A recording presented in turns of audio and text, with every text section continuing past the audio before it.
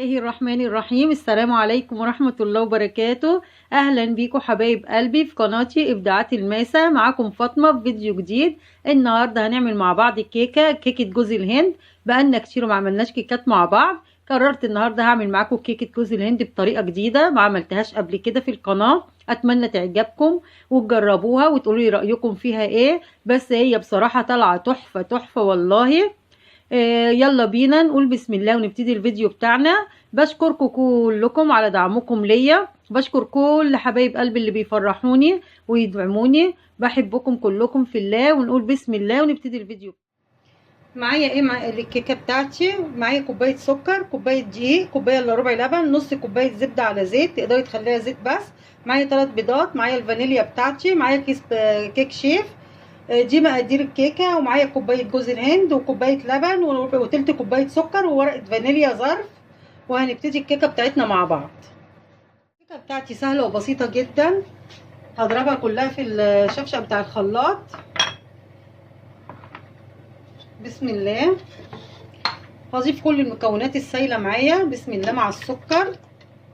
هضيف البيض وهضيف الفانيليا بتاعتي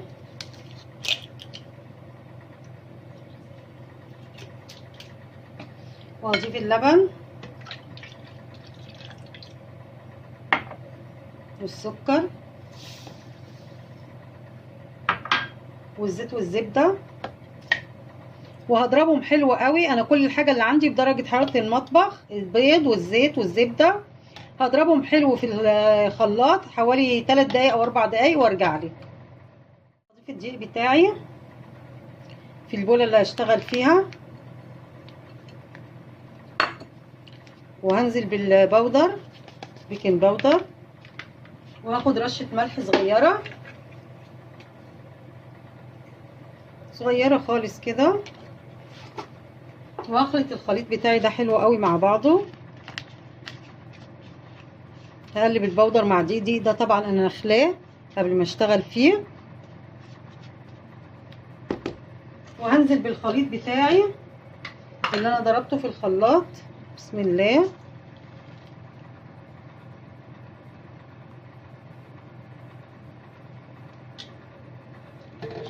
واخلطهم بقى حلو مع بعض لغايه ما الدقيق يندمج خالص مع الخليط ده ويختفي كده. بعد ما ضربت الخليط بتاعي بقى تمام قوي. هجيب الصينيه بتاعتي. انا بطلت الصينيه بتاعتي بالزيت والدقيق وابتدي اصب فيها الخليط بسم الله.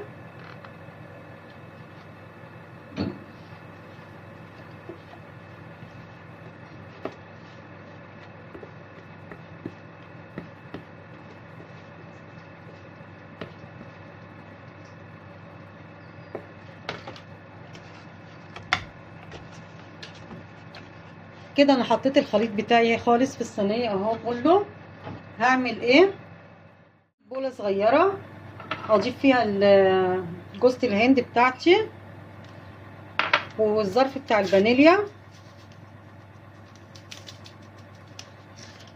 والسكر وهقلبهم حلو قوي واخلطهم مع بعض حلو قوي.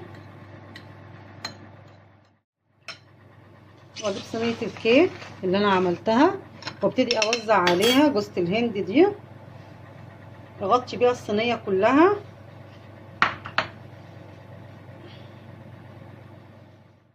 لغايه ما اغطي الوش بتاع الصينيه كله كده زي ما انت شايفه. مشغله الفرن انا قبل ما ابتدي في الكيكه نفسها. هبتدي ادخلها الفرن على درجه حراره 180. هتاخد حوالي نص ساعه عشان يديلي الوش جوز الهند يتحمر وارجع لك. الكيكه بتاعتي طلعت من الفرن. سبتها لما هديت جوه الفرن دقيقتين كده، ما طلعتهاش على طول. اول ما طلعتها وطلعتها معاكي دلوقتي بصي وشها الذهبي جميل ولونه حلو ازاي. هسيبها تهدى لغايه ما تبقى دافيه شويه وارجع لك نشوف هنعمل فيها ايه. وكده الكيكه بتاعتي بردت خالص اهي، بقت دافيه مش ساقعه يعني دافيه. هبتدي اضيف عليها اللبن بتاعي. ودلوقتي بعد الكيكه بتاعتي ما بقت دافيه كده وحلوه هبتدي اضيف عليها كوبايه اللبن اوزعها عليها كلها بسم الله.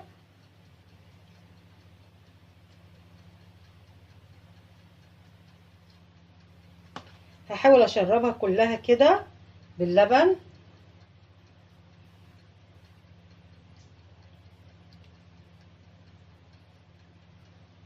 وهسيبها 10 دقايق تتشرب في اللبن كده وارجعلك. ودلوقتي هقطع معاكي الصينيه بتاعتي بعد ما بردت. بسم الله. المقاس اللي يعجبك حسب القطعه انت عايزاها قد ايه قطعيها.